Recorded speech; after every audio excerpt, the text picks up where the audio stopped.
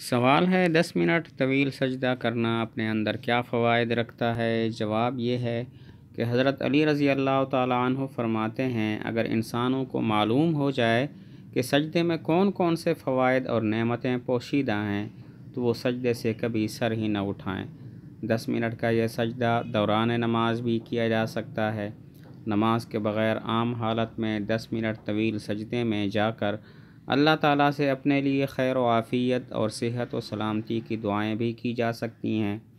دنیا بھر کے ماہرین طب، جن میں مسلم اور غیر مسلم سب شامل ہیں، نے اپنے طویل تجربے کے نتائج بیان کرتے ہوئے کہا ہے کہ دماغی کمزوری کو دور کرنے کا واحد طریقہ 10 منٹ کا طویل سجدہ ہے۔ کشش ثقل کے خلاف ہمارا دل خون کو دماغ تک اتنے اچھے طریقے سے پمپ نہیں کرتا جتنے اچھے طریقے سے دل اس وقت پمپ کرتا ہے جب ہم سجدے میں ہوتے ہیں۔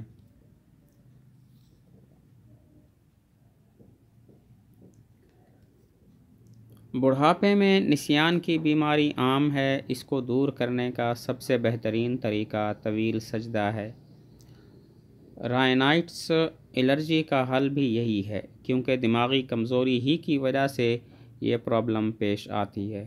جن لوگوں نے اس کو آزمایا ہے، چند ہی دنوں میں طویل سجدہ کرنے سے ان کا یہ مسئلہ حل ہو گیا۔ سجدہ 5-10 منٹ لمبا کرنے سے آدمی کے بہت سے مسائل حل ہو جاتے ہیں۔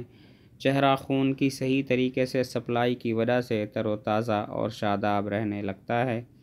بڑی عمر کے بہت سے اثرات بھی چہرے سے تقریباً ختم ہو جاتے ہیں۔ بالوں کو بوقت ضرورت خون ملنے سے سر کے بال گرنے بھی کم ہو جاتے ہیں۔ بلغم اور راشا بھی بالکل جاتا رہتا ہے۔ بینائی، قوت سماعت کی کمزوری، ضعف بصارت، آنکھوں کی کمزوری اور کانوں کے مسائل بھی ختم ہو جاتے ہیں۔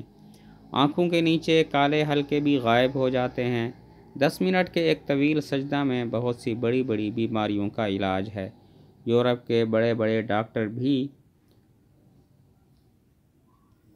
جن بیماریوں کا علاج کرنے سے قاصر رہے، ان سب بیماریوں کو دور کرنے کا مؤثر ترین علاج طویل سجدہ ہے۔